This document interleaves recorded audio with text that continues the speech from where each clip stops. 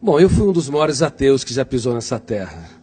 Creio que fui mais ateu do que Nietzsche, que escreveu sobre a morte de Deus, e inclusive Marx, que abordou que Deus, a busca por Deus, é o ópio que entorpece a mente humana. É provável que fui mais ateu do que Freud, do que Jean-Paul Sartre e Diderot. Como eu pesquiso uma das áreas que é considerada a última fronteira da ciência, o mundo onde nascem os pensamentos, para mim Deus era fruto do espetáculo das ideias, de um cérebro que não aceitava o seu fim, o seu caos, na solidão de um túmulo. E a teoria que eu desenvolvi como psiquiatra e pesquisador da psicologia, ela estuda o processo de construção de pensamentos e de formação de pensadores. Eu usei essa teoria para analisar como mentes brilhantes romperam o cárcere da inteligência e produziram novas ideias, como Freud, Einstein, Hegel, Kant, Agostinho e assim por diante. E fui até esse homem mais famoso da história, chamado Jesus Cristo. Eu analisei os seus comportamentos, as suas reações e as entrelinhas das suas atitudes nos focos de tensão, nas suas 4 biografias, ou chamado Evangelhos, em várias versões. Eu esperava encontrar uma pessoa construída por um grupo de galileus que queriam produzir um herói para romper o jugo de Tibério César, que era o imperador romano. Mas fiquei perplexo, porque percebi que a sua personalidade é tão complexa e tão fascinante que não cabe no imaginário humano. Para você ter uma ideia, no exato momento em que ele foi negado por Pedro, ele olhou para o mais forte dos discípulos, e embora sendo golpeado pelas palavras que bradavam, eu não o conheço, eu nunca andei com esse Galileu, ele não faz parte da história, ele cativou-o com a sua retina e gritou sem dizer palavras. Na Fortaleza Antônia, ele quis dizer: eu te compreendo, eu te compreendo. Com seu olhar, ele economizou palavras, mas fez um discurso mais brilhante que o mais poético de todos os discursos. E quantas vezes você, pai, mãe, você, professor ou executivo, está diante de uma pessoa que falha, erra, e ao invés de simplesmente olhar e lhe dizer sem palavras: eu te compreendo, e nós julgamos, excluímos. Através de analisar o comportamento de Cristo nesse sentido, eu percebi que a sua inteligência, sua capacidade criativa, a capacidade de ser gestor da sua mente e protetor da sua emoção não tem precedente histórico. Assim, eu deixei de ser um ateu, um dos grandes ateus da história, e percebi que a procura por Deus não é um ato de pequenez intelectual, mas um ato inteligentíssimo. O senhor pesquisou sobre Jesus Cristo, homem. O que o senhor esperava encontrar? Quando eu pesquisei a humanidade de Jesus, esperava encontrar alguém que não brilhasse no caos, diante das perdas, das traições, das frustrações e decepções. Porque nós temos na psique humana, no nosso córtex cerebral, registrado zonas de conflitos que eu chamo de janela killer. Killer no inglês quer dizer assassino.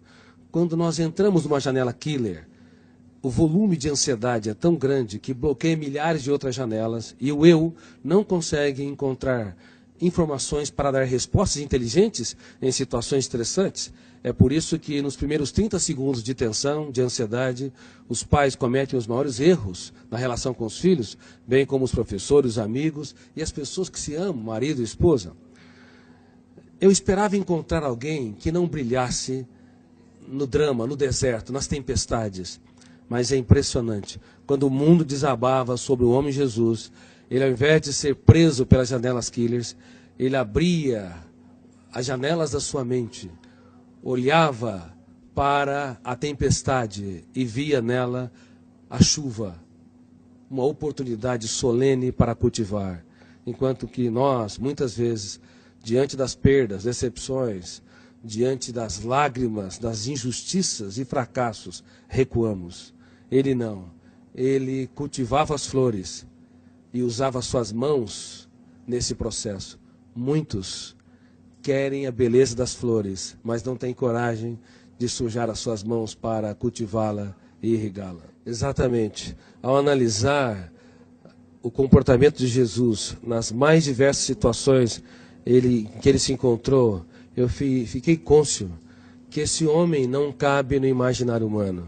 Somente alguém que é sobre-humano, filho de Deus, poderia ter as reações que teve nos mais dramáticos estímulos estressantes. Veja bem, no ato da traição, era de se esperar que ele fosse golpeado pelas zonas de conflito do medo ou da raiva, agredisse o seu traidor, ou se punisse e se achasse o mais derrotado dos seres humanos, porque foi traído pelo mais culto, o mais sereno, o mais tranquilo dos discípulos, Judas Iscariotes. Mas, ao invés de se punir ou punir o outro, ele olhou para o seu traidor e teve a coragem de dizer: amigo, para que vieste? Nunca na história um traidor tratou com tanta... Na história, um traidor foi tratado com tanta dignidade pela pessoa traída, indicando que Jesus não tinha medo, na verdade, de ser frustrado ou decepcionado. Ele tinha medo de perder um amigo. O que nos leva a compreender, do ponto de vista psiquiátrico, psicológico e sociológico, que um grande educador é aquele que aposta tudo que tem naqueles que pouco têm. É aqueles que têm coragem para se fazer pequeno, para tornar os pequenos grandes. E como eu digo no meu livro, Mentes Brilhantes, Mentes Treinadas, não é possível ter uma mente brilhante se nós não treinarmos a nossa criatividade, as habilidades da nossa psique, como a solidariedade, a capacidade de se colocar no lugar dos outros, a capacidade de investir naqueles que nos frustram, a capacidade de transformar as perdas numa oportunidade excelente para os melhores ganhos e de usar as nossas lágrimas para desenvolver sabedoria. Por favor, não tenha medo dos dias mais tristes da sua vida. Você pode escrever os capítulos mais importantes da sua história quando o mundo desaba sobre si.